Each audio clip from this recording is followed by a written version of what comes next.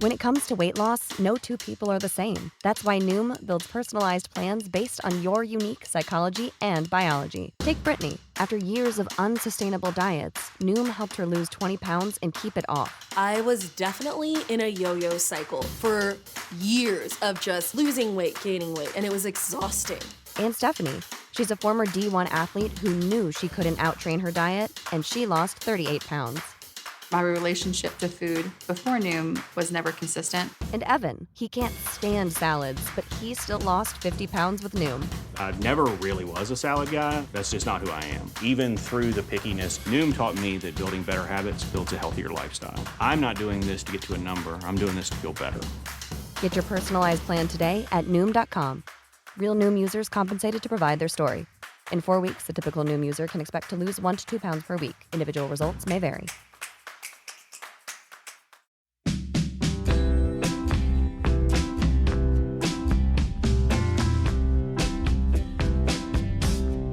Well, hey there, sweet peas. Welcome back to Season 6 of Friendless. I'm your host and eternal pal, James Avramenko, back once again to ask what it means to be a friend and whether or not I've been a good one. To kick this new season off, I've got special guest film and TV costumer and recovering theater kid, Rachael Alexandre. Rachael and I discuss what it means to be good enough, the struggle to make and maintain friendships, who's our favorite horror monster, and what it takes to be a bear on film. All that and so much more. You're going to love this interview, but for now, let's just dive right into Rachael Alexandre here on Friendless. Okay. Perfect. Okay. So we are here with a very special guest. We have the one, the only, Rachael Dion Mathers Alexander. That is my full name. You're right. Nailed it. Thank you. I couldn't remember if the Marshall or the Mathers or the Dion came first. They're interchangeable. Yeah. Truly. I don't even know how that. This is not maybe a very strong way to start an episode with like, here's an inside joke between two people. Or maybe it's the best way to start an episode. Get on board. Yeah. Honestly, you better laugh. I don't even know where that started. I just remember it was just the chaos of Pride. The chaos of Pride. It was just true. And it was deep. It was like the Sunday or even maybe the Monday of like. Yeah. We were in it. We were in it. In it. It's true. I know that I had a wonderful Saturday. Mm-hmm. I couldn't tell you why or what happened or who I was with, who I saw. Don't know. Nope. But I had a great time. Yes. Until I did the old Irish exit. Yes. I said, you know what? I'm done here. And I just left. That became a bit of a staple for the weekend. There was a lot of just like, hey, wait a minute. Where did Tony go? Totally. Right? Yeah. You're just like, Which, and honestly, Better keep looking dancing. back, probably should have been like better at being, at least like sending a text to my friends, be like, love you guys. I'm out. Bye. Yeah. Instead of just like leaving. Because even on the last day, I can't remember when we were at Fruit Machine and it was like really late and really hot and really sweaty.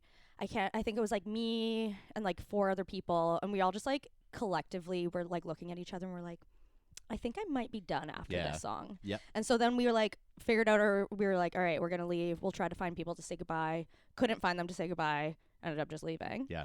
And then the next day, Taylor got so mad and was like, nobody said goodbye. Yeah. How dare you? Yes. This is not okay. Yes. He was like kind of mad, but like not really mad, Well, but he's like Taylor he's mad. kind of mad. He's Taylor mad. Yeah. And I was like, honestly, you're right, babe. Yeah. You're right. Yeah. I'm so sorry. Yeah, it was a funny thing because it was like, like in the depths of what we were doing at Fruit Machine, like in the moment you don't really care, and then you kind of snap out of it and you're like, oh, I should have really cared. Totally. Like, that was like actually bad friends, like Literally. on both sides of like I should have been looking out a little bit more too, Absolutely. But it was just so. Like, it was beyond moist in that room. It was what is a word more than like it was like jungle. It was like humid. It was thick. It was disgusting. Yeah. It was dense is what it was. Dense. Yes. It was a dense wall of just sweat humidity. Like the feeling of like moving through thick space. Like, That like it's literally no. Not for me. And Outrageous. I hate being too warm. Like if I Yes. get too hot, I will have a panic attack. Yeah. Like absolutely. Or I'll feel like so nauseous. Yeah. This is actually really weird. If I get too hot, I'll feel really nauseous and I'll be like, oh my God, I have to throw up. Yeah. I'll sneeze and it'll all go away. That's good. And That's I've the tried build-up. to like Google, but like, Yeah. is a sneeze like what is happening? Like, Yeah. why is that It's ending a release. my? I guess so. It's ending my discomfort. But I'm like, it just seems so too simple. It seems too simple. Yeah. Well, I feel like my therapist would say lean into it. Lean into the sneeze. Right? Just, if it's working, trust it. All right. Until it doesn't work, and then try it again. That's true. Hey, that's what life's all about. So Rachel, All about. before we get too deep into this, I feel like we could just spin out instantly. I want to start with just kind of an overarching introduction question for the listeners. Who the hell are you? Who the hell am I? I ask myself that every day. Every day. Do you have feelings of emptiness and So many. So many. My name's Rachel. I am 29 years old. I've lived in Vancouver for 6 years, from Calgary. Originally, I'm from Calgary, is what I meant to say. Yeah, I'm just a silly old gal. just doing what I can, doing my best. aren't we all? Aren't we all? Jesus And Christ. learning. So that's a little about me. Does it feel like I don't want to use the word disappointing. Does it feel frustrating when you find yourself saying things like I'm doing my best, but it's like your best is like surviving? Yeah, not thriving. Right. Yeah. Yeah. Yes. Oh, just spooked me. Sorry. You're doing The your best, trauma, a right? little jumpy.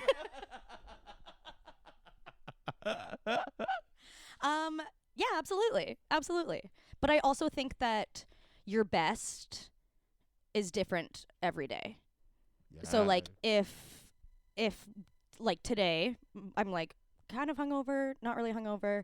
If my best is just like coming, hanging out, chatting, going home, smoking weed and feeding myself dinner, Mm-hmm. and if that's my best, party on. Yeah. Tomorrow my best is going to be waking up at the crack of fucking dawn, wait, can I swear? Oh, of course you can. Okay, great. Fuck Thank you yeah. so much. Fuck yeah.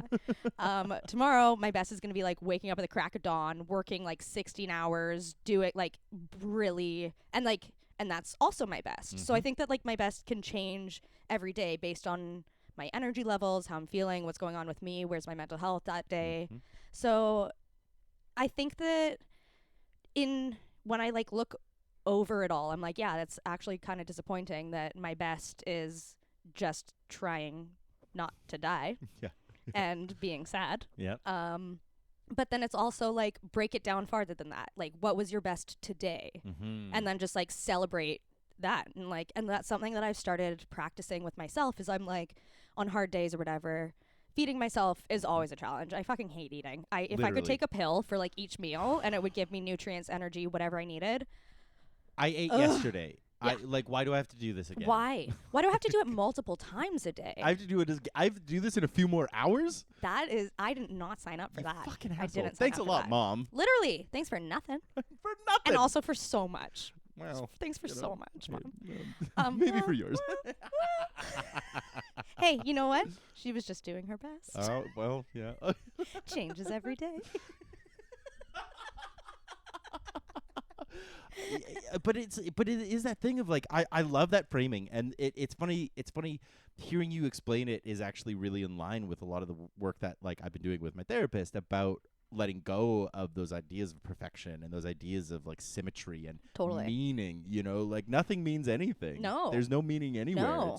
It's actually just surviving. That's it. Right? And Yeah. and the fact that like best is on a scale that you decide. Yeah. Right? Absolutely. Like I just said the best sentence that You I absol- said in a minute. There it was. There it was. Edit that. I love that. Do you find yourself like do you have a bit of like an internal scale for that stuff, or is it contextual to again like just contextual to the day of like, well, knowing what was going in and what I had done before and yada yada, like do you have like sort of like a bit of a rigid parameter, or does that become flexible as well? I think it becomes flexible, and I think it also kind of like comes in as like a little bit of like a savior on my bad days where I'm feeling absolutely useless, can't do anything, all of the bad feelings. I can be like, well, you did your best. And if your best was just feeding yourself some dinner, taking a shower, doing whatever, smoking some weed, I don't know, writing in your journal, and then I'll take a moment and I'll thank myself for doing those things. And I'm like, thank you for feeding me, even though we really didn't want to, even though we hate food. Yes. Thank you so much for feeding me. Yeah. I know you didn't want to make me anything, but you did. Yep. And I know I didn't want to eat anything, but I did. So thank you. I'm a we, apparently, in my brain. I love it. I love it. Well, you know, I mean, that's another, not to, I mean, look, this is going to be a reoccurring event in this episode and probably throughout the rest of the podcast is like season in general of, I'm going to be referring to like, well, my therapist and I have been doing this, but we talk all the time about like creating personas within ourselves and like, and like allowing yourself to slip into characters in your mind that perform certain tasks, right? You know, and so it's like, yeah, we do contain multitudes, you know, and I see that almost as a bit of a facet of like, you know, obviously there's conversations around like, you know, pronouns and you know, how we address each other.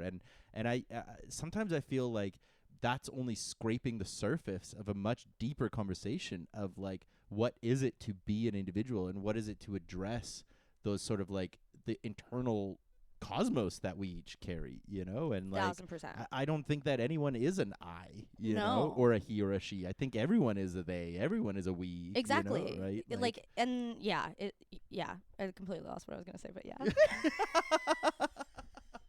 That's not to erase, you know, I know, you know, I think one of the things, you know, not to backpedal on anything, but it's like, I think that's one of the things that I find most frustrating about these conversations is that it all comes down to pedantics, and language is inherently flawed and inherently limiting.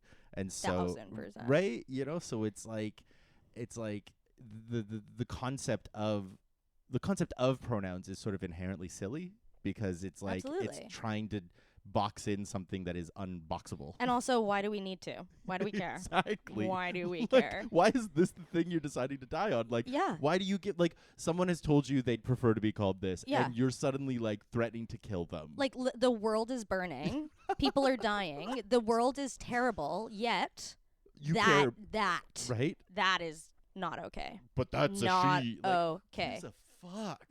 Literally stop. And like going back again, we're all just doing our best and just trying to survive and be okay with being alive. Maybe, I don't know, me at least. Literally. And it's like if me as a human being can do something so simple as just listen to another human being and respect what makes them feel better and like they can be their best.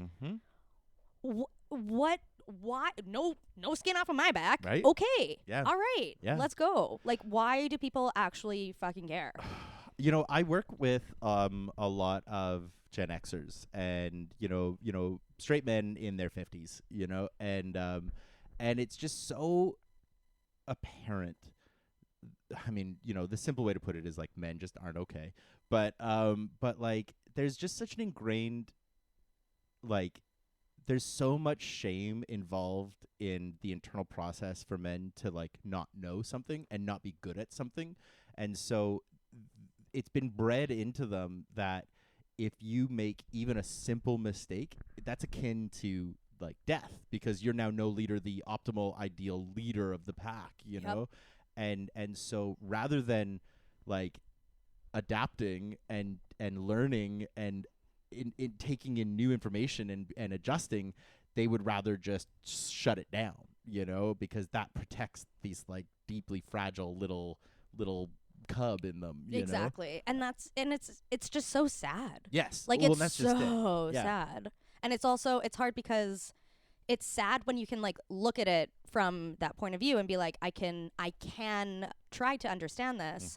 And then it's also at the same time so extremely frustrating that it just like has the effect that it has and continues to have, and the scale of that, the destruction and that it's comes. just exactly, and it's just it's like, okay, it's not your fault, but it also is your fault. Mhm. And it's also all of our faults. Big time. And and we as just a collective, I mean, I'll say it. I think we failed. Oh, 100%. I'm like quite sure of that. 100%. And there needs to be a new world order, and I think that's why everything's on fire right now. I was talking the other day about how a really good pro wrestling faction would be the No World Order, because that was the old one, was the NWA, the New World. Anyway, That's good. but it's like it really is this thing of oh shit, just the fact that society is like collective mental health, and Yeah. and there's a saying that I hear a lot that's like your mental health and your mental conditions, whatever it is you're struggling with, it's not your fault, but it is your responsibility, right? Yep. Right? And so it's like, whether it's these straw men we're creating, or it's us, or it's society as a whole, like we are for lack of a better word, we are the victims of what's come before us, and we are, we don't have a choice as kids. These things are imposed on us. They're bred into us. They're normalized in us. But then as soon as we start seeing the cracks, and as soon as we start seeing the questions and then don't adjust to them, that becomes our fault. 1000%. And it also really directly affects our entire collective karma. Exactly. As an entire world.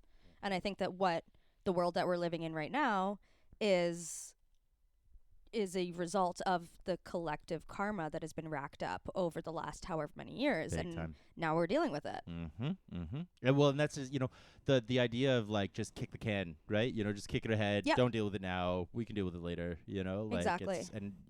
It's really, it's frustrating. It's really disappointing. And then I struggle with this stuff. I struggle with this stuff a lot, because it's like I can slip into doom and gloom so easily, and there's so much today that makes you want to just do that. Absolutely. And then there's moments, I think Sarah might have said it about people have been having kids, it was a conversation we had months ago about I don't think I want kids, because how could I ever have kids in this future? And she was saying people have had kids through everything. There's always been people having kids, the only time people will stop having kids is when there's no people. And yeah, maybe that's the trajectory we're on, but it's shit, dinosaurs survived the meteor, True. They just became birds. Exactly. And that's why I hate seagulls. And that's why I hate seagulls. Hate them. Hate them. Fuck seagulls. Tiny little dinosaurs. Little motherfuckers. But sorry, I cut you off there. Oh, I just am about seagulls now. I don't know. Yeah, they are tiny dinosaurs. They're legit, oh my God. Did you ever come across the book? It was called something it was called something like The Life and Times of Dinosaurs or some shit, or The Rise and Fall. I think it was The Rise and Fall of Dinosaurs. Ooh, majestic. Fucking incredible book. And it one of the chapters opens with him describing watching a dinosaur, and then at the end he's like, yeah, and it was a fucking seagull. And it was right? a seagull. Right? That's so weird. And also, no, yeah. Because they did all those genetic maps of they can trace them back, right? And it's it is their direct evolution. And I feel there's some fish that are technically dinosaurs, I think or so. The world is so weird. It's so weird. Evolution fucks me up so much. It's so weird. I obviously I fall on the side of believing evolution. Yeah, of course, it's more fun. right. I don't think that there's a grand master plan. I don't think that there's some spooky man in a robe twisting our fates, but that would be kind of fun if that was true, but he'd be really perverted. Serious. And do you listen to Modest Mouse? I have. I can't remember. There's a song. Oh gosh, I can't remember what it is, but it basically touches on the idea of a god, and it's if there is a god, what a sick fuck. Yes. Right?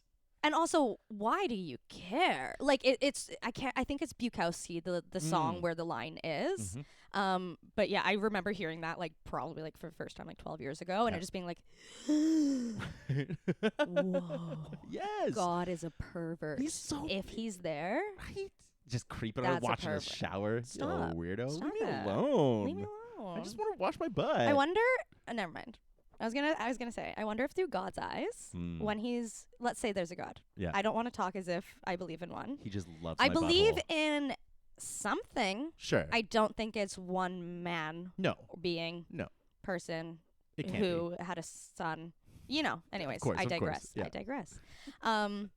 I'm just like imagining God like watching, being like, going through his like security screens, like flipping the Yes. next. Like someone's in the shower, there's like a little sensor over like their crotch or like over their chest, just like pixels.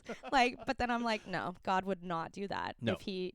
Because he's too much of a what? A pervert. Thank you. Yes. Thank you. Oh, no. He invented pixels for other people. Yeah, You know? because he was like, no one can play God. He's too covetous, right? Yeah. But the thing about evolution, it just like the scale of it fucks me up, and the concept of it. And I know someone much smarter than me could explain it on a very simple level. Maybe. But it's like it just fucks me up that it's like there's wolves, right? There's wolves, and all these wolves have black fur, and then the wolves somehow find themselves in wintertime, and just by like will and mating, thousands of years later, those wolves are white now, and I just like I just don't fucking get it. It's literally, I You do know? not get it. I do not get it. Like- Yeah, especially stuff like that where it just is so like natural. Because even Yes. like growing up in Calgary and having like, we always had hares running everywhere through the Mhm, garden and mhm. stuff. And you would literally watch it in real time, little like brown hares jumping through your yard in the summer, and then slowly start to turn white And it's like, how as did you the adapt months that? go. Yes. And it's like, How does your body know that? How do you know this, rabbit? yeah, and why can't my hair do that? Literally. Why can't I do that? Or do I do that and I just don't, like, not like physically with hair color, Well, but like, I get to do do it we really do slowly. certain things? Yeah, Right? I literally. get to It's do it called really slowly. aging, my love. Literally. I get to just rot slowly, Yeah. you know? It's a one-way street. I do eventually go white, but It's that true. just means I'm closer to death. Yeah, not you with know? the seasons. No. Just with the seasons of the life. seasons of love. 525,000. I'm suddenly having PTSD. Yeah, on what's that up? one. We're theater kids. Good Lord. You know what? Let's pivot here. On the subject of theater. So, coming from Calgary, you went to U of A for the tech theater I stream. sure did. What convinced you? Like, what got you into theater in the first place? Yeah. As you were young. Totally. Because, so when I remember I was choosing courses for high school, like graduated junior high. Graduated university, went to high school. Benjamin Button. Graduated junior high, was picking courses for high school, and I just picked a drama class. And my mom literally sat me down and was like, Rachel, are you sure you want to do this? Like, you're quite shy, you're quite reserved, like she's trying to imagine me as like a really awkward, bullied child being in drama, and she's like, oh no, like, don't do it. Even the theater kids are gonna bully you. Exactly. And I there was just something where I was like, no, I want to do it. And I had like an incredible drama teacher, incredible drama little like family all throughout high school, where I met Jake as well, who's like best friend super long term. Yeah. And so then like being in high school, I was like, this is a world I love. I love this like whole, and there were lots of options. I was like, I can be on stage or I can be behind the scenes. And in my high school, we didn't really have tons of like behind the scenes stuff that you could do in high school. But whenever there was like a big like production that was being put on, our drama teacher would try to be like, does anyone want to do makeup? Does anyone want to do like help with costumes? Yep. Just kind of like get that world, like introduce us to that world a little bit. And then someone came from the U of A to talk to our class about the BFAs in Edmonton. And I was like, absolutely, that's the dream, because I also, like, my favorite courses in high school were drama and art. Of course. And then I was like, maybe I can combine these two worlds and do, like, behind the scenes drama and still, like, just, like, make a little, like, consolidate the two. So that's how the whole trajectory to university went. And then it continued to kind of narrow a little bit as I was going through technical theater and was trying, and everyone in my class, they all had a niche. Two guys were like wizards at sound, like absolute wizards, could do anything. I would always help, or they would always help me because I was just not the best at sound, but I was like good at paint and props. And like the other girl was really great at like lights, and everyone had their own niche, but I was just kind of felt like I was just floating through them all. Was it because you were telling me before we started recording that the U of A program for the tech theater stuff is like super exclusive, right? Yeah, it's kind There's of only weird. like 10 people. Or Exactly. something let in. Yeah. Is And that so that makes them kind of like best of the best kind of thing, I or think like so. And also just because you have access to so much when there's only like 6 of you in the class. You can and like Totally. your teachers.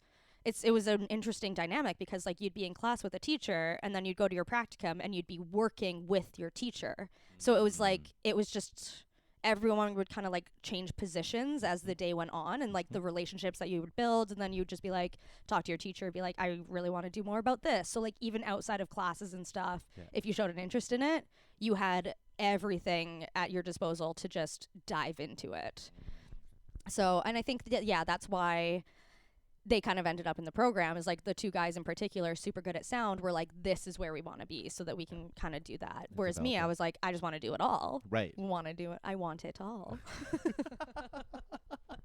And that ended up. How do you end up as like a costumer on film through that? Yeah. So as I graduated university, I was like, okay, wait, backtrack. When I kind of skipped you ahead. I didn't mean to. No, it's fine. It's fine. There was a show that we did in high school. It was called Lifeline, featuring Jacob Blakely, Love who was it. in it. And it was loosely based off of like Lord of the Flies, kind of like plane crash, students stranded, have to survive. And so they needed some like makeup for that, little cuts, bruises, dirt, whatever.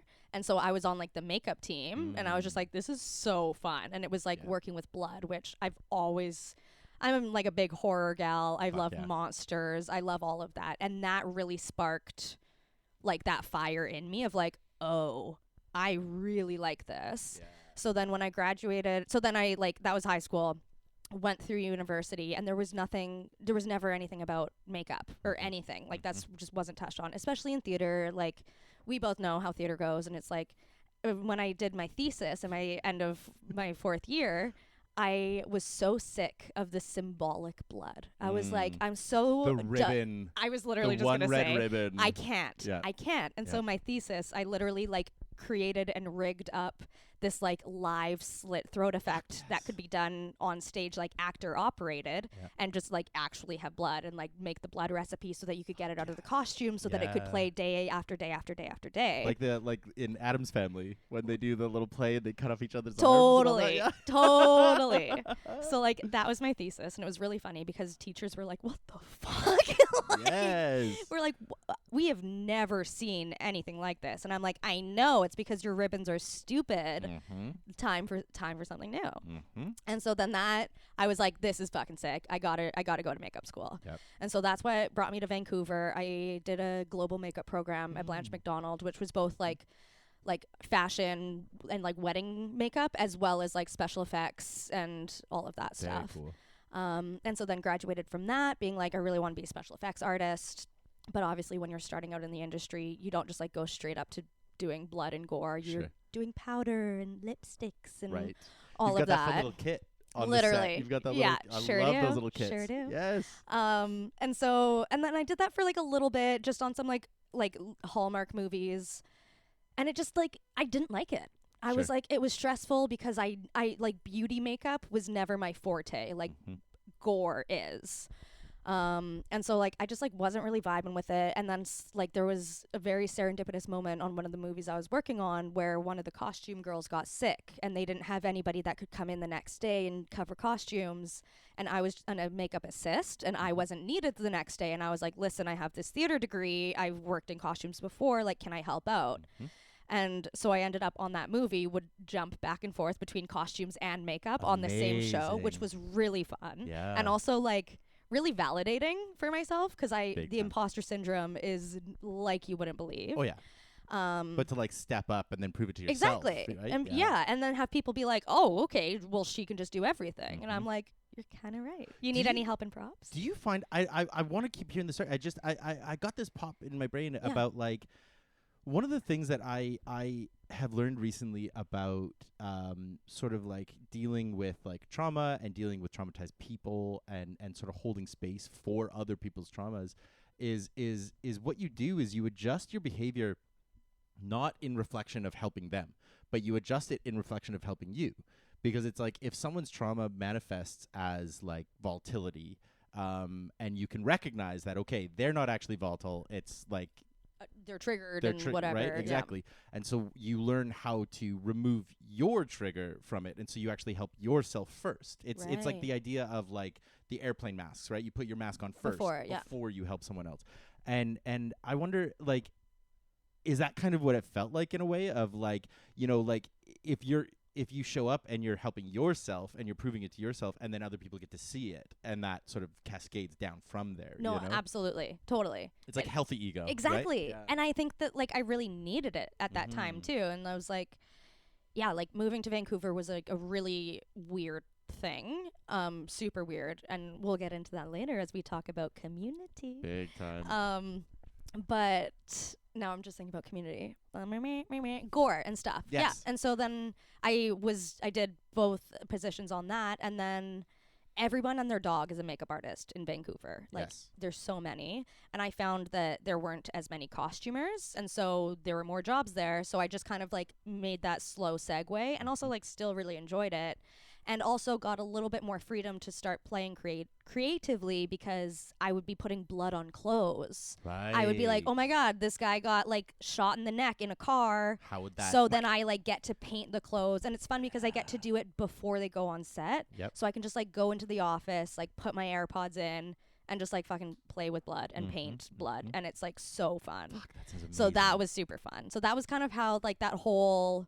I feel like I've been talking for like so long. No, this is fabulous. Okay. I'm just like, I'm riveted. Great. Yeah. Okay. It's, but if I'm not staring right at you, it's purely just my ADHD. I'm just literally like, same. If I'm looking anywhere else, I'm actually listening better. No problem. No problem. But yeah, that's how I kind of like ended up in costumes, and I've been working in costumes for like probably 5 years or so now. And so you're deep in it. Kinda. I love it. Yeah, it's been good. It's just like it's so fucking fun. Yeah. Like, and I love my job. Like I love my job so much.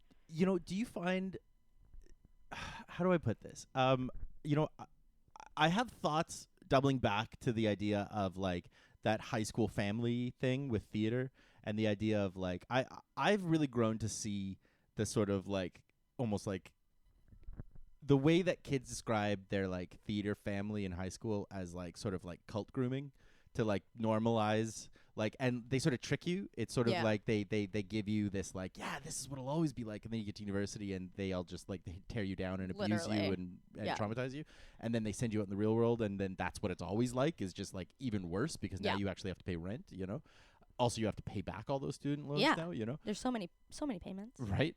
There's so many payments. But then like, I've noticed a different, and obviously there's other kinds of problems, but I've noticed a different kind of culture and a different kind of like engagement with film, in that there is a little bit more joy. I don't know if it's just because there's more money there or not, but it's like, and I know that there's hierarchy, and I know that there are those problems, but like, what has your experience been like in terms of the sort of like communal mindset of film versus theater? Yeah, well, and it's been nice because for the last 5 years, I've worked for lots of different production companies and lots of different designers, but I have one that I work for a lot. So every time you go on set, it's all the same crew. So like when you film a Hallmark movie, it's shot in 3 weeks. Right. You have 3 weeks of filming, and then it's done, on to the next one. So like they're definitely like, when you're on set, it's fun because like it's, and I didn't feel this more like in theater when I was in theater, but each department is literally their own thing. Like versus in theater, it's kind of more of like an all hands on deck. I'll help you, you help me. We're on film. It's like, please don't touch my shit. Right. Like, do not. And you're like, oh, I'm sorry, I was trying to help. And they're like, I appreciate it. Don't. Yeah. Like, just don't. And I love the segmentation. I love that shit. I'm like, totally. Yeah, do your job, I'll do mine. Exactly. Leave me alone. Exactly. And and there is still room for like, you know, like helping someone out, opening door, whatever. Sure, like something falls off of a cart. I'm not going to be like, not my department. Like, you know what I mean? Like, I'm not going to be a fucking bitch about it. But, and then so it's, oh, Lord. Just flying that over there. Woo. Love it.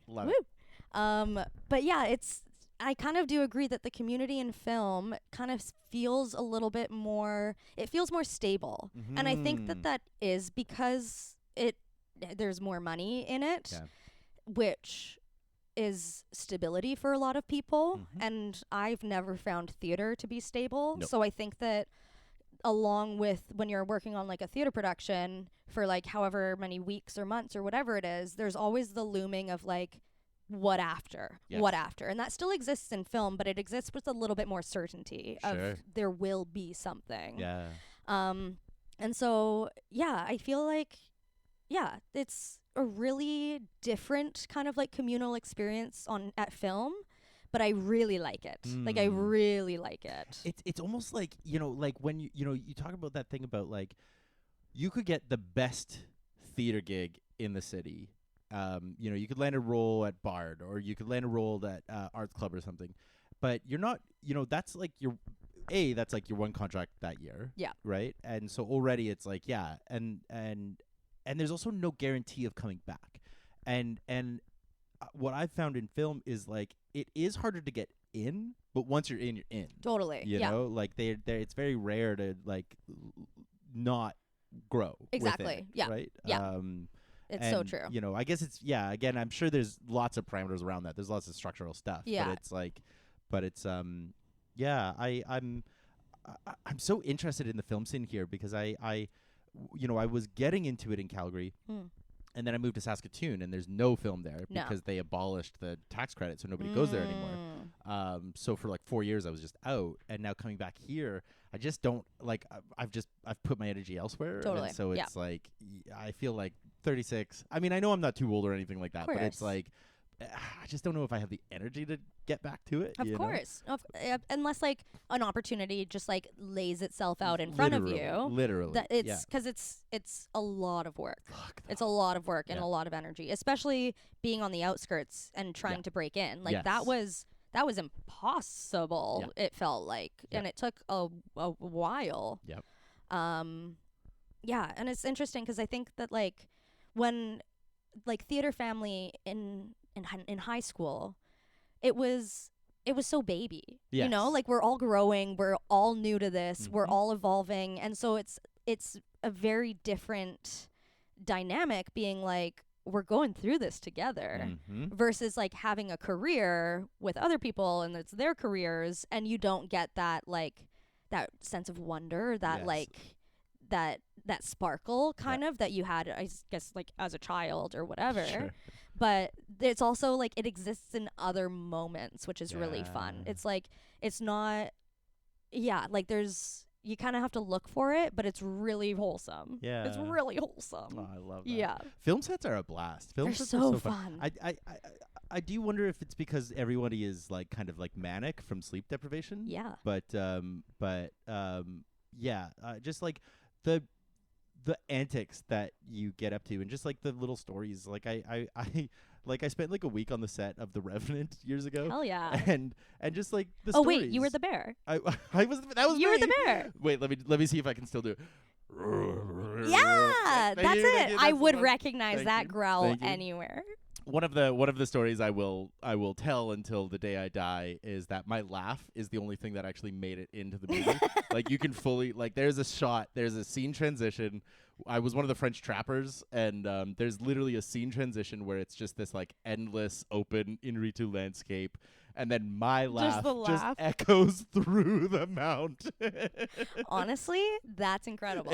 I was very proud of it. Uncredited, but I still... Hey, still counts. I know. We know. I saw it in the theaters, and I heard the laugh, and then I laughed, and it was the same laugh. Whoa. So that's good. It was funny. That's good. People are like...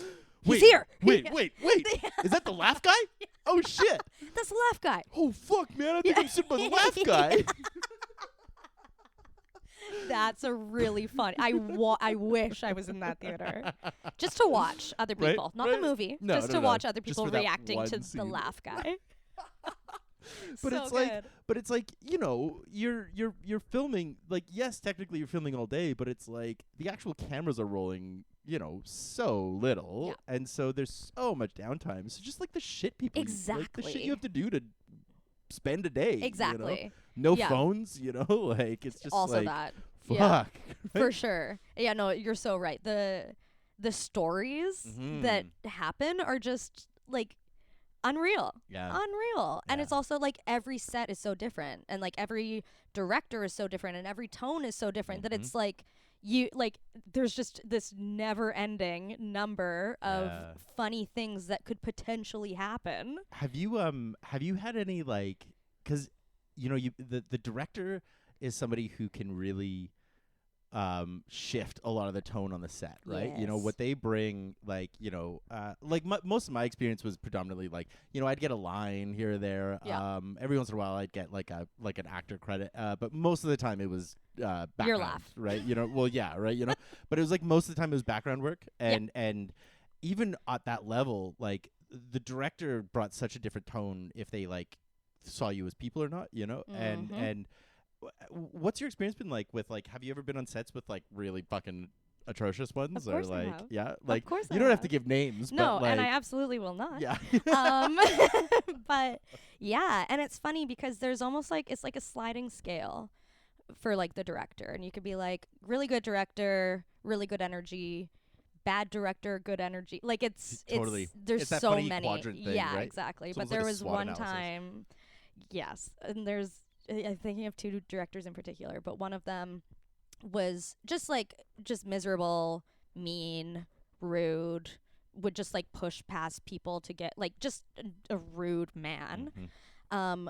But since it was like so blatantly rude, people were just like, "Ah, fuck that guy." Right, yeah. Like it literally, like people were like, "Fuck that guy." Yep. Like it didn't affect the set because we were all on the same page together. Right. And then it was also like he would like push past me to go get something, Right. and then like a lighting guy would come over and be like, "Are you okay? That guy's such a fucking asshole." It's Like- it's like just like the black cloud kind of moving around, and Exactly, you're like, yeah. you just steer clear. and, Exactly. every But there once was in a while you get one rained on. time, and it was like one of my like more like recent first times being on set. And I have a lot of anxiety, and it like I'll shake sometimes, and I also drink tons of coffee, and which will shake again there. And so there was one time, and I had to go up and like ask the director if like he liked. I was dealing with the background actors, and I think I had to like ask him what apron he wanted on like the vendors in the back. So I like gave him the two options, kind of a thing. And as I'm showing him the options, my hands are just shaking, shaking, shaking. And in front of like producers, execs, like really important people, he's just like, "Why are you shaking?" And I was like, "Oh, just like so much coffee." I was like, a little bit of anxiety, lots of coffee, like sorry that I'm shaking. And he just like got kind of weird about it. And then the next day at work, he saw me from like across the room. Everyone's setting up a shot, actors all on set, like everybody's there. Yells from across the room, "Hey Rachel, are you shaky today? How's that anxiety?" And I was like, Fuck you. "What?" And then like a few minutes after that, I was like over by the monitors, which is like obviously where he stays. Then he turns around and he's like, "So what is with the anxiety? Is it like come from your mom or something?" And I was like, Are you negging me? Like, what is this? "We are literally at work, sir." Yeah.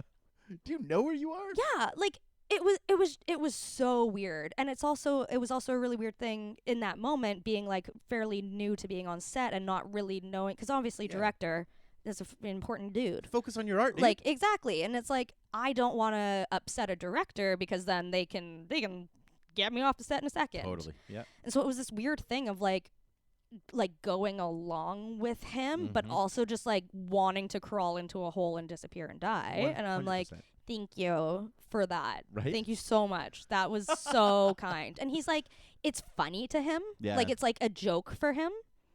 And it's just like Holy fuck. weird. So there's some directors are absolute nightmares, and some are just absolute angels and Yeah. so fun and just like love it and so Yeah. grateful and gracious and humble and like and that's just like the other crazy thing about film is no matter who you're working with, whether it's like a director, a DOP, an actor, there's so many different types of people, especially Yeah. in film, and unfortunately there's tons of narcissists. Oh, yeah, big time. Like tons of Yeah. that and tons of like toxicity, Mhm. and it's really Oh my weird. god, the background pool is just Yes. riddled with monsters. Yes, Oh my 1000% it is. People who like their whole like reason for being is just to like point extra dramatically so that they can then be like, "Look, mom, I'm." Yeah. Anyway. Yeah. Literally, I freaking love background actors. Oh, they're And my angels and monsters. Exactly. You know? My favorite joke ever is just the way the background get treated. It's so mean. Big time.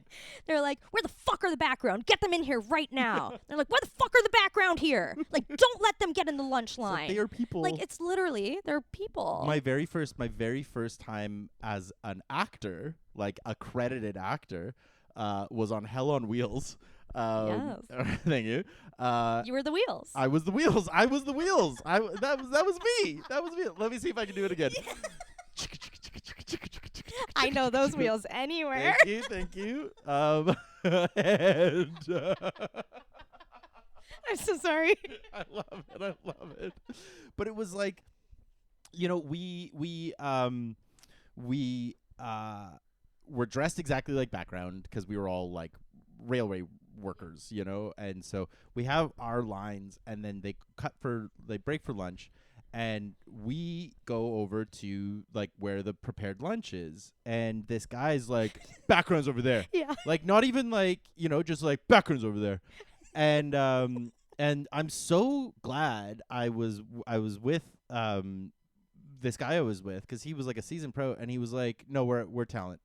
And instantly, like, the change. Here, take two. Here, oh yes, here, have In a fact, sandwich. Here, have a skip thing. people. Right? Yeah, you know.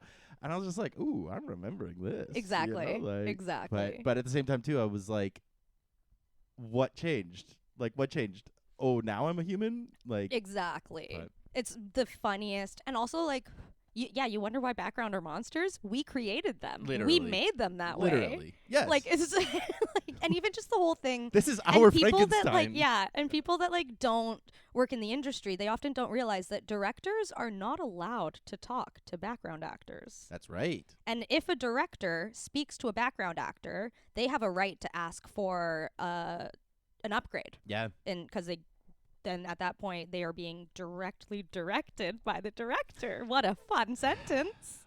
That's And- something I only learned after I got paid on The Revenant. Yeah, fuck. Yeah. Damn. Yeah. Mm-hmm.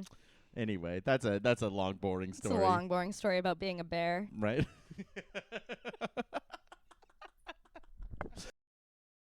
What are your, like, think about your favorite friends. What makes them favorites? Is it a trait? Is it a history? Is it like, if you think about your favorites, what is it? What is your absolute favorite friend and why? That's a great question. Oh, I love that so much. And I mean, obviously all of your friends are your favorites. I don't mean to pick and choose. Yeah, but no, like, I won't name names, but it's like traits, you know? Yeah.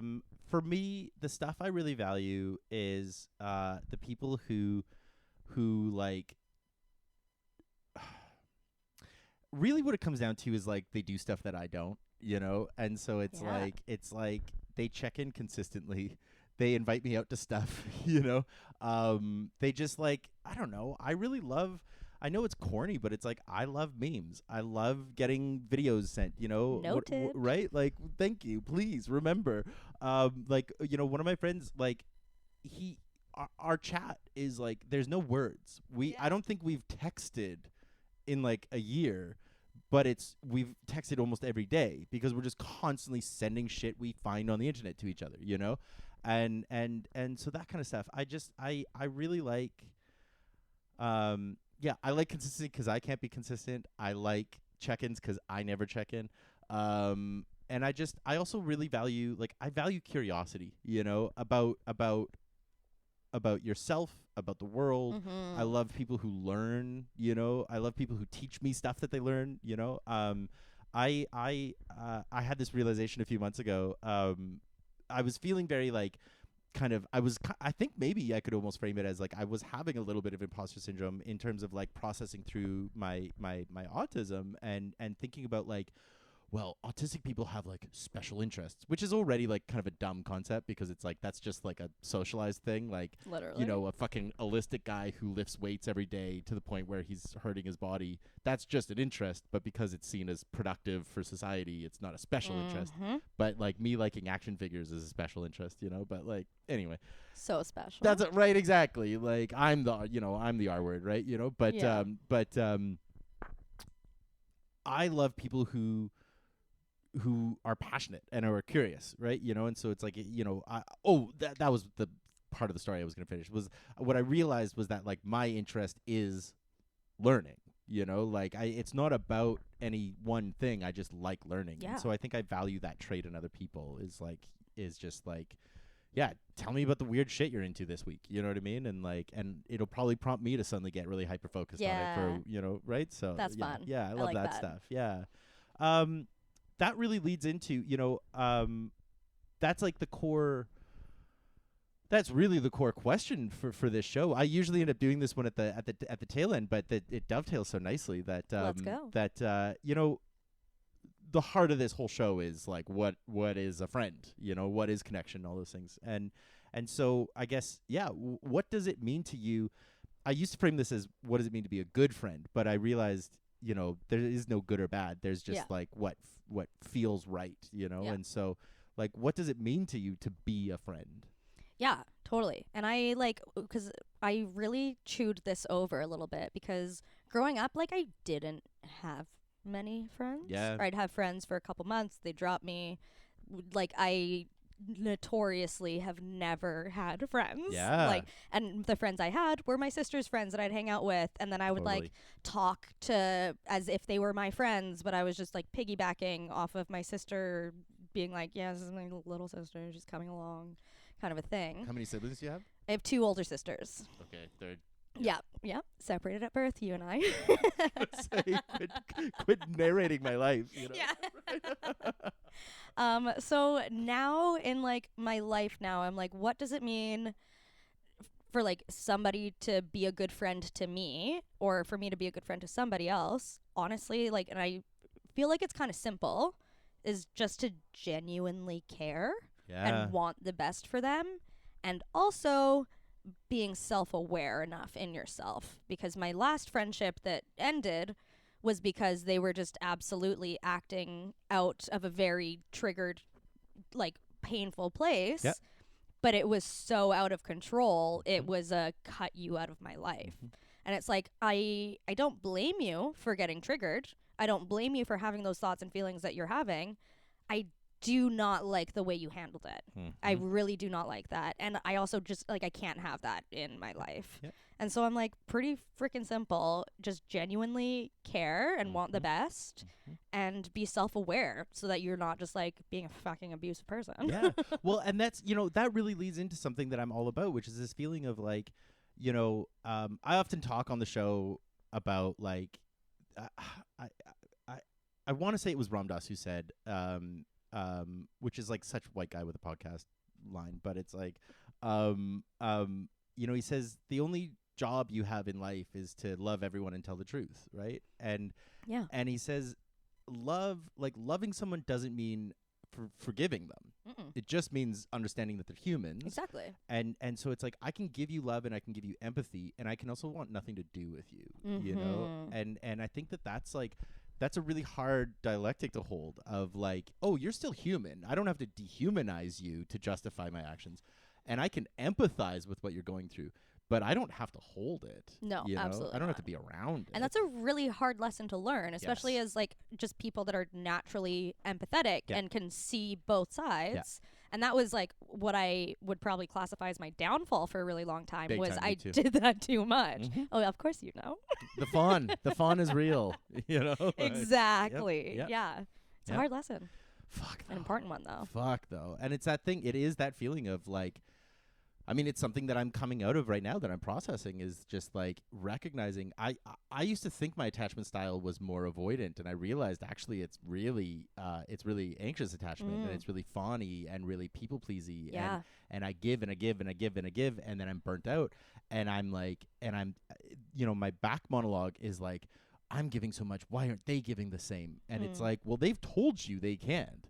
So why aren't you listening to them? Yeah. Like, you're not going to suddenly, shake them awake and give them this epiphany of, oh, I should be giving more, when you're the one who's just giving too much. Yeah. Like, stop giving. Stop. Just And you have stop. every right to. Exactly. Which is doesn't feel like you do. Yes. But you do. Literally. It's Yeah. it's so scary though, right? Like it's scary to be like, oh, I can hold love for this person and also like say go talk to someone else.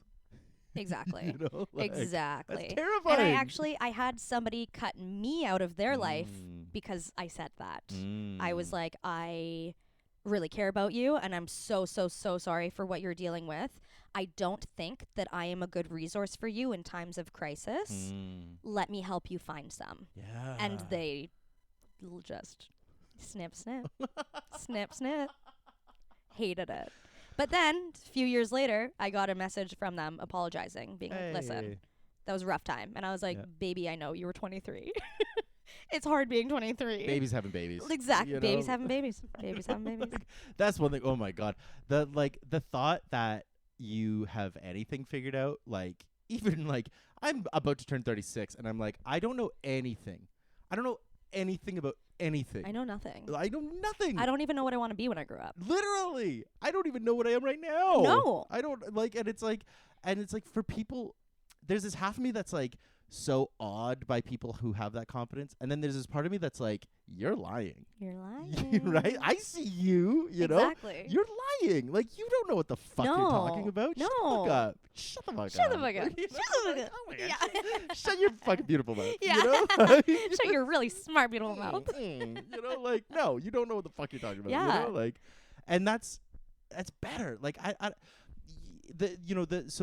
the way I pay my bills now is I'm teaching online, and it's like I'll encounter students who will sometimes like put on this tone where they're like talking about stuff that they clearly don't know anything about, but they're scared and they're insecure, Yeah. and so they pretend like they're, you know, they sort of take control by talking like they know. Totally. And it's like I you know, I do it very gently, and I don't like call them out on it, but I want to so badly. Of course. I want to be like, ruin them. we all see. Like, everybody sees. You and know? it's also okay. Which is fine. Yeah. That's just it.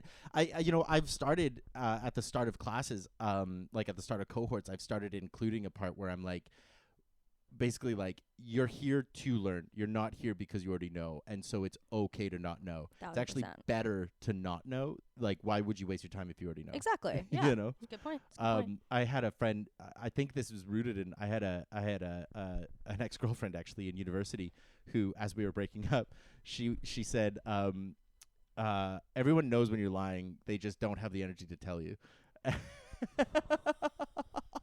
What a line. I know. And I was like, That would ruin me. oh, I was for years. Ow. But then also, like, I then look around and I'm like, yeah, I can tell when people are lying. Mhm. And but it's like, it's not worth it because it's No. just like, oh, you're just going through your shit. Exactly. you know? Exactly. Like, and it used to make me angry. yes. Because I have like a spidey sense for just like inauthenticity. Yes. And if and it pisses me off Of course. if someone is like faking it. Yep. And it used to like really make me mad until I just like came around full circle and was like, it's their process. Literally. It's literally just their process. Literally.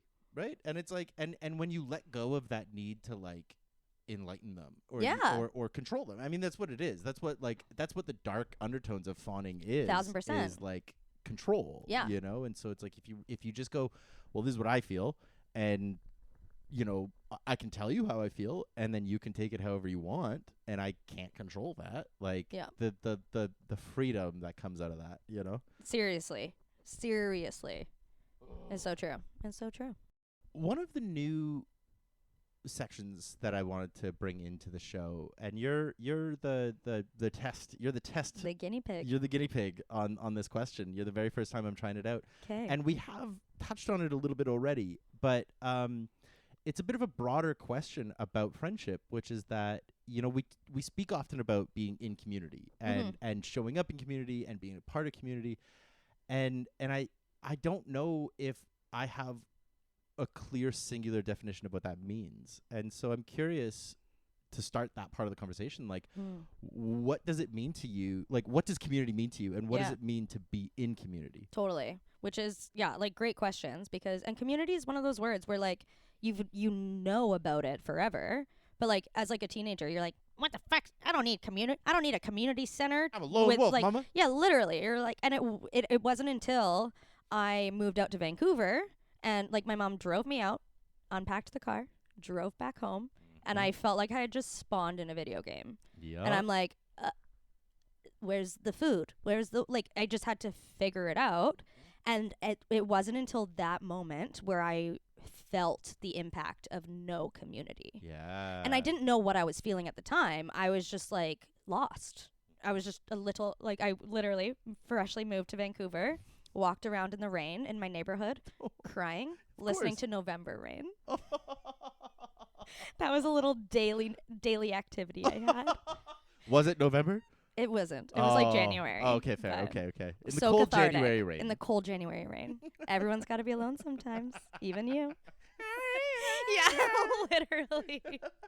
But that was the first time that I really felt the impact of no community, and as a result, realizing and finally understanding deeply what is community. Yeah. Because when I was in university, they kind of, like, freshly out of high school, I found that they kind of baby you into adulthood. Yeah. So immediately you're living in residence. That's a community. And, like, even just, like, being in classes and being in the same program, like, you are immediately, like, introduced into communities. And then when you go into the real world, that doesn't happen. Yeah. And it took me probably 1, 2, maybe 3 years of living in Vancouver before I found or felt any sense of community. And it happened in a really beautiful way. I was working at a coffee shop in South Granville. Shout out Small Victory. Love them so much. Beautiful. And I was working as a barista, and I was also going through what I call my dark days, which is when I was in a terrible relationship that was very abusive. And everyone at work knew that I wasn't okay before I did. I literally didn't fucking know. I'm just trying to literally survive. Yep. And the way that people rallied around me was just, like, really humbling. And even just, like, my manager pulling me into the office and being like, "Are you okay? Like, he's like, "I'm seeing things in you that I've lived, and I'm concerned." And just, like, and then that slowly started to grow as things in the relationship got a lot worse, and it got to the point where I had to run away. And so I ran away one night and went to a friend's house, and then went back the next day to get my cat because I was worried he was going to do something to my cat for leverage. And then I was like, I was literally homeless for a month. I was couch surfing. At the end of the month, my parents got me an Airbnb for like 7 days because they were like, "You're going through it and this sucks." I was separated from my cat, in that time where I was like, I had no idea what to do or how to do it or anything. Like, and I had no energy. I was empty. There was nothing inside of me. And that was when I felt community. And that was when the pastry chef was like, "Bring your cat to my house. You can stay with me if you need to." When, like, other people that I work with, or like I'm having chills just even talking about it. Like, people even just, like, I was outside one day, and it was like after the, like, initial breakup, and, like, I saw something terrible on social media, and I just, like, went outside and just, like, broke down, like, on the little patio chairs. And I think a coworker ran outside and was, like, kind of comforting me, and a regular customer walked by to come inside and, like, get their little coffee and pastry. And then I ended up going back inside, like, settled myself down, went back in, and then the regulars came back in with a massive bouquet of flowers, and she just walked up to me and she was like, "It looks like you're having a really rough day." And she's like, "And life is hard." And she's like, "And I'm so sorry, but I just wanted to brighten your day in any way that I could. So, like, here's a bouquet of flowers." Are you kidding me? Are you kidding me? And then even, like, as that month of me, like, being homeless and displaced and not knowing, like, where my stuff was, or, like, it was just the people that rallied around me, I didn't even know I had. I didn't even know were on my side. I didn't even know would do the things that they did. But it's just, that was community for me. And it saved my frickin' life, like, without a doubt. And it was also, like, and then it extended from, like, that, like, coffee shop community kind of extended into just, like, other friends that are like, "Rachel's not okay. Like, what can we do?" And I literally had friends, like, take me grocery shopping and buy me all my groceries, and I had to FaceTime a friend every time to be like, "I'm eating today." And I had a friend, like, whisk me away to Bowen Island when I was just in such a bad place and couldn't move, and, like, couldn't, like, my friends and my community kept me alive when I couldn't keep myself alive. And and I didn't know it was there, and I didn't know it was accessible to me, and I didn't know at the time that I was worth it. Like, I do now, but I had no idea that it would come back around in the way that it did. And like, that was the first moment where I was like, community. God, that's so beautiful. Yeah. It's like oh man. Yeah, it's heavy, sorry. Like, no, it's beautiful, and it's just it's so evocative of like that deep, like, spiritual definition of the word, of like it's almost hermetics. It's that thing of like the one in the all, and the all in the one, and it's like the those are those moments that we talk about having community, and then I think it's almost like we kind of become blind to it a little bit because it's there, and it's only when it like gets kicked in that you suddenly go, oh fuck, it's there again, and right? it's there for me. Yeah.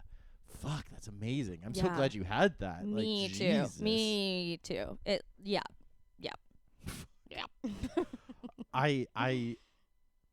I feel like kind of stunned by it because it's just like the like, whew, those feelings of like, I have to admit, I'm like having sort of like internal flashbacks of my own feelings of like moving here and like my life kind of falling apart. And forgive the like ADHD way of relating of no, like, oh my God, of course, do it. Well, it's just that thing of like, I hear a story and I'm like, that reminds me of a story, Tell it. like, which No, is I like get it. such a autistic thing, right? But it's like just those feelings of emptiness and paralysis. And I remember moving here after my divorce and just being like destroyed, and like, and the people who showed up, and that doubles back to the idea of friendship and what the traits I treasure in friends, and the people I try to surround myself with is people who like clock that stuff and don't feel burdened by it, and it's not transactional, right? Never it's like transactional, right? It's like, oh, a friend is in need, and so and this is what I have the capacity for, and it's not about like over giving of like, oh, I'm gonna keep them. It's like, I'm gonna do what I can. Exactly. And it's also like, because of what I went through, it got me in the practice of looking at every single other human being as myself. We are all the same. We all just made different decisions. But I could have made a decision that put me on a different trajectory and made me like, you know what I mean? Like, we are, and like, that's why the world is so hard, is because it's like we are all just one little guy trying our best. Like, here we are again trying our best, and it's just like and having someone that I just served coffee to a few times a week buying me a bouquet of flowers. Like, I'm gonna do that. God, you know what so I mean? magic. Gonna walk into a coffee shop, barista not having a good one, get them something. Even if it's the next day or something. Like, it goes so far, and it's a foundation that I feel like when it comes to rebuilding, especially when you're at the place of emptiness and paralysis and nothing and no energy, I feel like it's when you have to rebuild, it's community that lays the initial foundation. Big time. And then you can build on top of that. Because it's not just one person doing it. It's a whole group, right? And so it's you don't too have much to pull from one. Exactly. Right? Yeah. And like to try to imagine to rebuild on your own is impossible. Big time. It's absolutely impossible. Big time. But if there's a community that can help you lay a foundation, you're fine. And then giving you that space. Exactly. And I think, this is the sort of the last kind of section I wanted to I've got a couple other things, but I also want to leave room for at least one more question from you. Great. But the other sort of element, I think for me, where I truly felt like I was starting to come to life was when I tapped into the queer community here. And when I started being more honest about myself and about who I am and about my queerness, and started exploring that part of it and getting to be open and honest about it, and realizing how beautiful and supportive the queer community here can be, and I mean, they're all still people, so there can obviously still be shitheads. Course, but it's like, they're just shitheads who suck dicks. Yeah, exactly. But like we love a shithead that sucks some dick. Love them. Love to see 'em. Right? Love to see them, baby. Come on over. Shut your beautiful mouth. Shut your beautiful mouth, but Exactly. But we were talking a little bit before we were recording about these feelings that we Yeah. really share about sort of like hetero-presenting queerness. And is there space for me in the community if that is what I am or see myself as? Exactly. Yeah. And so I'm curious what has, in as much as you're comfortable sharing, obviously, like what has your experience been like in tapping into the community, and then also, exploring, because bisexuality to this day continues to be, it's not hot button, but it's like it continues to be an irksome Literally, point, yeah. like when I came out last year, I had a few gay men who were like, well, you're not actually out yet because you're still dating a woman, and and like saying that directly to me, and like, well, how is that a queer how is that a queer relationship? And it was like, whoa, okay, like, yeah. But which is why I didn't know that there was room for me in the queer community, because I was like, I have mostly been in straight presenting relationships, and I know that I'm not as oppressed as so many of the other people that I love, and so I was like, I didn't allow myself to have space in that community because I was like, it's not for me. But and I recognize that this is a position of privilege, but it's like, it's almost like framing your existence based on your oppression isn't helpful for anything. It's not. I mean, and obviously you can recognize it and acknowledge it and work towards liberating it. Totally. But it's like living pain forward doesn't help you, and it doesn't help your community. No. No, exactly. And it wasn't until I had some really deep conversations with Jake and with Ren and with other people that, and I said, I was like, I literally feel like a fraud. I feel like a fraud. Yep. And I was like, and so if I was like, then why should I just couldn't, I just didn't, I don't know. I was just really struggling with myself and where do I fit and stuff. Yep. And we had a lot of really long and deep in-depth conversations, full of tears, where they were just like this is for you.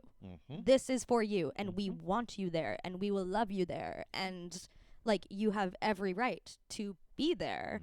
And once I kind of starting kind of accepting that a little bit, and just or trying to accept it, even if I couldn't believe it, of trying to start the steps of well, what does that look like? What does that feel like? Am I what is it all just in my head? Turns out, yes, it was. That's what reality is. Yes, it was. Reality doesn't exist without you. It doesn't exist. Sure doesn't. And then it was at that point where I'm like, and I went to more events, and I started just hanging out more in the community and going to more events, like I just said. And then I realized that I was like, this has been one of my most important communities. Even when I thought I didn't belong, it was always the queer community that could lift me back up. Big time. Always. Yep. And so then it's great, that is my place in the community, is to lift others up. Big time.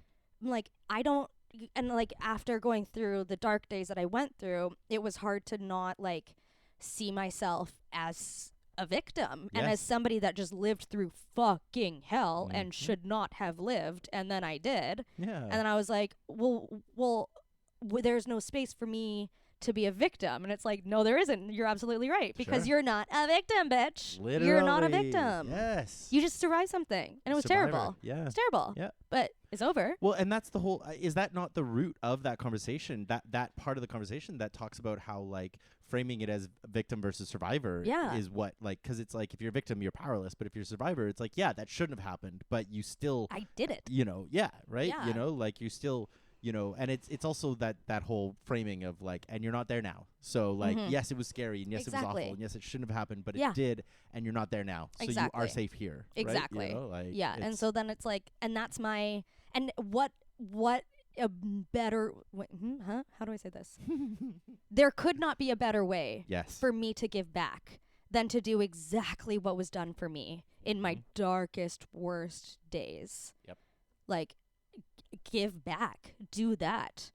And then, community taught me how to be a friend in that sense. Yeah. It taught me how to fucking care. Yeah. Even if I'm oh, but I don't know them that super well, I don't want to overstep, whatever.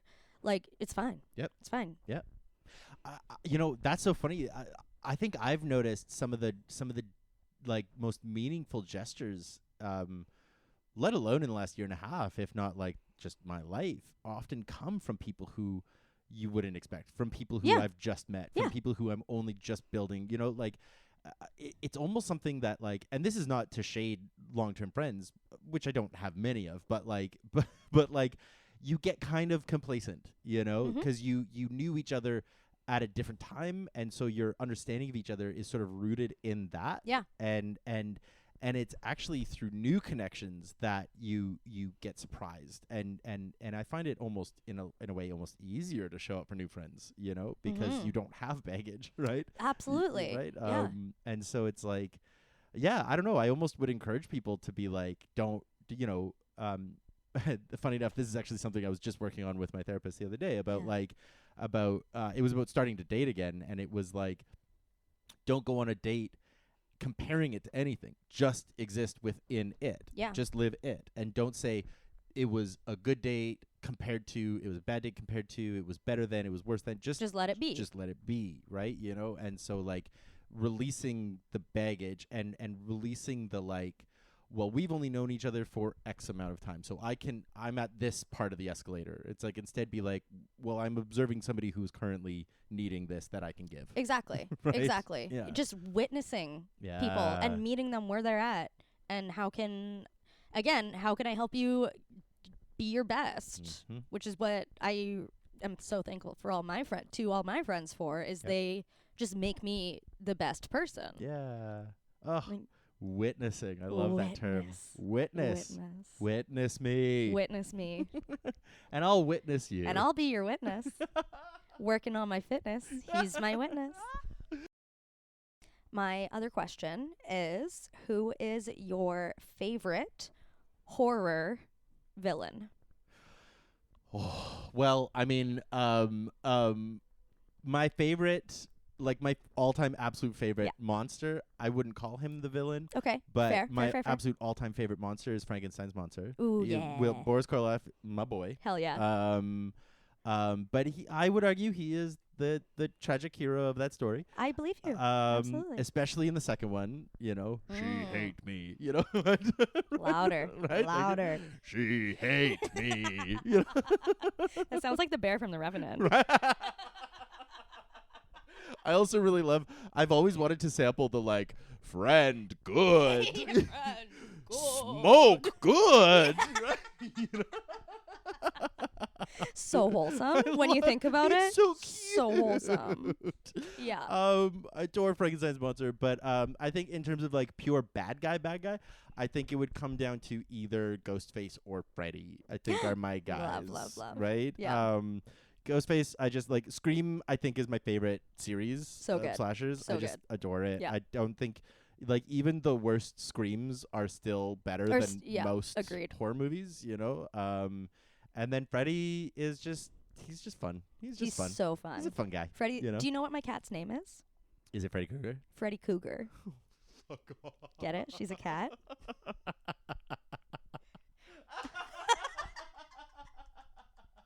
Love it. I think it's so funny. Freddy fucking rules. Cougar. You know, Freddy 3, like the whatever, the Dream Warriors. Yeah. I just like incredible. And he is a comedic genius. Oh, his timing is impeccable. Impeccable. Impeccable. It's all Everything about, I know, I learned from Freddy Krueger. Literally. like I know it's played out, but just like Welcome to Primetime, bitch, is just like it's an all-timer. It's just like It's timeless. Arnold could never. He wishes. Right? He really wishes. You know, Freddy could Arnold, but Arnold could never Freddy. Could never Freddy. He wouldn't even know what to do with those gloves. Literally. They don't fit, you know? How about you? Who's your favorites? Freddy Krueger. Yeah. Definitely. Jason Voorhees used to be a big favorite of mine until he was like also a favorite of like one of my other friends that is no longer a friend. And so now there's just like a direct relation. There's the impulse connection. Yeah. Yep. So it's like I used to really love Jason until it was like became not safe to like Jason Fair. in my brain. Yeah. And so then I shifted over to Mr. Mike Myers. Love him. I was gonna ask about like, cause there's the trope of like the silent slasher. Yeah. And then there's the trope of like the The funny guy, the funny Freddy. guy, right? You know, and I'm always kind of undecided. I find with Jason movies, I end up liking the bit players way more than him. That's fair. Because he's just such a prop. Like, he's just there for the kid, Yeah, right? yeah, you yeah, know, he's basically a dildo. You know, He's like a big old diggle. right. You know, he's a diggle biggle. You know, It's a big old pickle. but then like Michael Myers only really has like 2 good movies out of the whole That's true. swath, so That's it's true. hard for me to like him, you know. But like, yeah, I think I like my killers with personalities. You know? Fair. That's fair. But What are your Freddy versus Jason thoughts? oh, I love it. It's Me that was It's one of my favorite movies, and everyone loves to shit all over it. Freddy versus It's the funniest. Freddy versus Jason is what got me into horror movies. It is so fucking funny. Oh my god, we literally. Oh, I have to tell this. I have to tell this story. As a kid, I was like traumatized by horror movies. Fair. When my parents went through the divorce, my dad went through a period where he would just watch what kind of like he wanted to watch or what my brother wanted to watch. Yeah. And my brother was a lot older than me, and so they would just watch like Scary whatever, things. you know. Like I saw Pulp Fiction when I was like 6, you know, like, and you know, so they would watch like I saw like David Cronenberg's The Fly when I was like 7, 8 years old, you know. That's I a had, lot. I had nightmares about the little maggot Of baby course you would. for Yeah. like Yeah. 2 years, you know. I couldn't eat Swanson TV dinners after watching Tremors, you know, like it was just Yeah. like it was a Yeah. lot, you know. So I always wanted to be into horror because there was something so fun, there was Yeah. something so like dangerous about it. Yeah. I always loved the posters. Loved like Chucky posters, even though they were like scary, but it was Totally. like fun scary, Yeah. you know. But I was never brave enough to watch them. And then I was at a party one time, and the guy whose house it was put on Freddy versus Jason, and I couldn't be like, no, I'm scared. I Yeah, had to of be course. like, You're like, oh, yeah. right, cool, fuck yeah, Cool can't movie. wait, you know. Inside, you're like, oh fuck, you know. There And better watch- not be a TV dinner. Literally, get that TV dinner away from me, you know. I'll be having dry foods tonight. Hash browns only. Only. Hash brown safety food. It's Hash browns. it's- Hashtag hash brown heaven. hashtag hash brown heaven. But I watched Freddy vs. Jason and I was like, this is incredible. This Yeah. is incredible. Yeah. Like it's fun. It's bloody. It's so camp. It's so campy. I mean, Kelly Rowland should not be dropping the hard F word the way she is that casually, but like we can forgive her. We sure can. You know, She's Kelly after all. she is Kelly. You know, she did that song with Nelly. It's fine. Kelly and you know? Nelly. Kelly Nelly.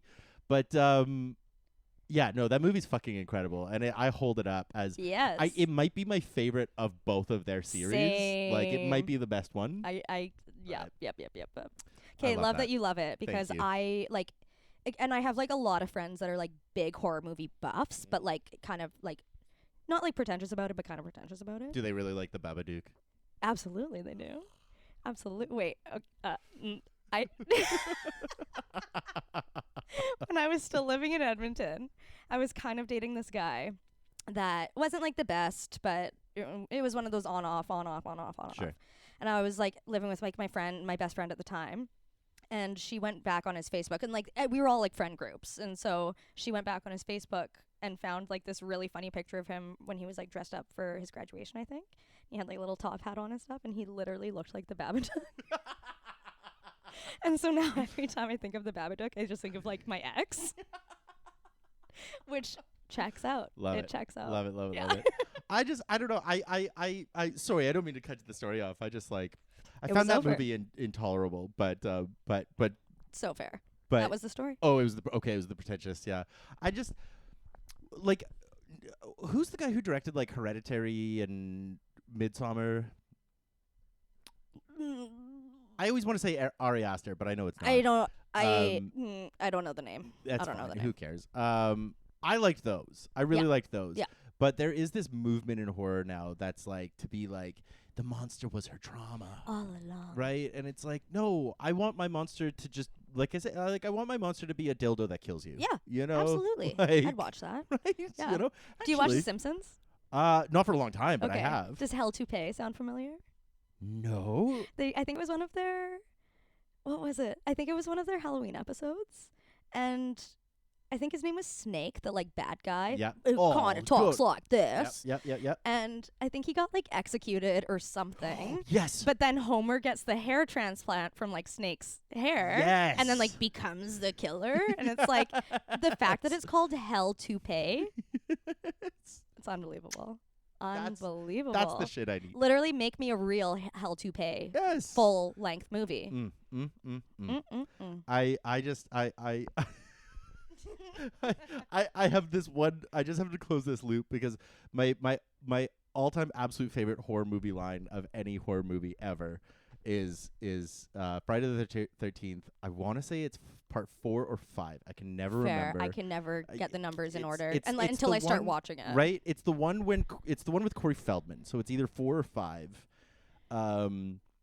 But at the start, it's like Jason's dead and he's in a hospital, and there's these orderlies, and the nurse, she thinks Jason is like this guy Axel, and she goes, "Axel, I'm not faking any more orgasms for you." And I every time I scream. It's the perfect line, and her reading on it is so good. She's expecting Axl Rose. Literally, And then, of course, Jason kills her and Axel and many everyone other else. people. Yeah. It's fucking She incredible. is so fed up with Axel's shit. Fuck. And I'm like, girl, I know. Literally, you tell him. Tell You him. tell him. You got the wrong guy, but you tell him. Oh my God, horror movies. It was the one that stuck with me. Did you ever watch The Changeling? It was like from the 80s. No. It's I don't think I did. I've never rewatched it. I've always meant to, but I've never been brave enough. Yeah. It's about a guy, his wife, I believe, dies, and he, for one reason or another, moves into this house that he finds out is haunted by this little boy ghost in a wheelchair, and it's just Yeah. awful. It's like just terrifying. I think it's held up as a really good one, but I'll never know because it traumatized me. I'll never know. I will never watch it again. Ever, Got it. Ever, Got ever, it. ever. I'll watch it for you. I'll let you know. Please, actually. And then I come over. I'm like, what have you done? You fucked me for Yeah. life. I'm in the psych ward. Just blame my dad. Just blame my dad on that one. My dad So put it fair. on, and Blame him for everything. Actually, blame Leonard Maltin is what it is. Got it. He was really big onto the Leonard Maltin review books. Okay. And I'm sure Leonard Maltin gave it Was like, you gotta. right. You gotta. Gotta do it. Gotta, Fuck your gotta. kids up good. Fuck them up. You got one job. Fuck your kids up. Dads, you got one job. Fuck them up. Fuck them up. Drag them. Let's go, boys. Let's go. Oh my God, we have got so long. We're hitting the loopy stage. We're hitting here. We're All right. burning out. We're burning out. Burn Let's out. wrap this up. Let's. So to leave on kind of on a bit of a positive note, what is one actionable thing that listeners could do this week to try and be a friend or show up to a friend better? Yeah. All right. I'm going to go back to my little story of somebody bringing me that bouquet of flowers. Yes. And I'm just going to just do one thing for one of your friends. Doesn't matter if Yeah. they're having a hard time, a good time.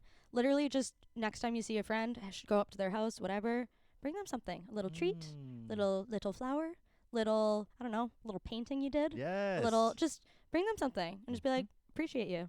Ugh. Really appreciate you. I am gift. grateful to know you, grateful to have you in my life. And I want you to know that.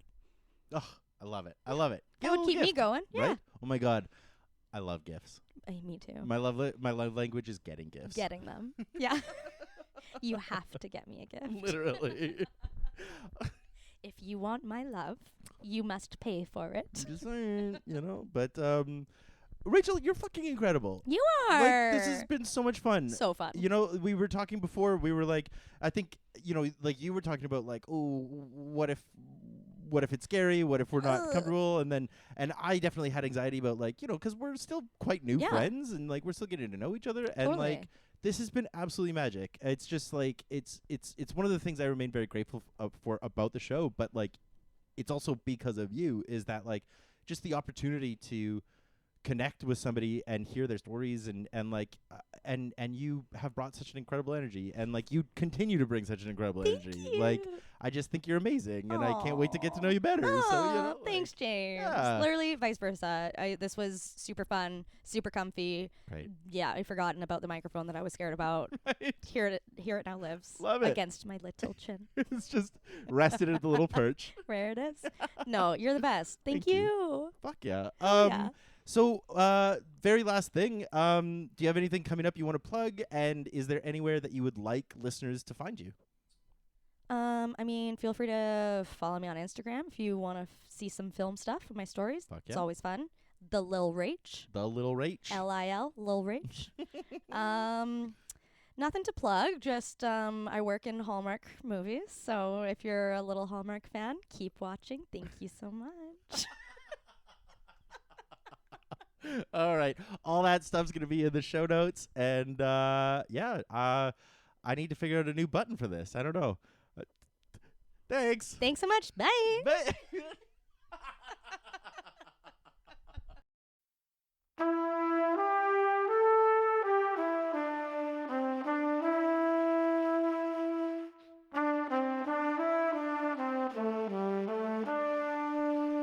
And that's it. Thanks once again to Rachel for coming on and recording live for this special kickoff episode of Season 6 of Friendless. If you like this episode, please be sure to give it a 5-star review wherever you listened and tell a friend. Every review helps, so please help. If you want to support the show even more, why not sign up for the now weekly Substack newsletter? Every Wednesday, you're going to get a jam-packed update, including a brand new essay about the wacky world of my brain, a new playlist of curated songs, and a recommendation of one thing that I've been hyper-fixated on that week. And if you join the paid subscriptions, you'll get access to not only the discussion board, where I'm growing a dedicated little community of fellow sweet peas, but also behind-the-scenes looks at what I'm working on and early access to new writing, as well as access to the Lil Guy series, which is an exclusive essay and audio series I'll be launching soon, dedicated to exploring some of the topics discussed on the show more in depth. All that and so much more for just $5. I think it's well worth your consideration, so give it a look.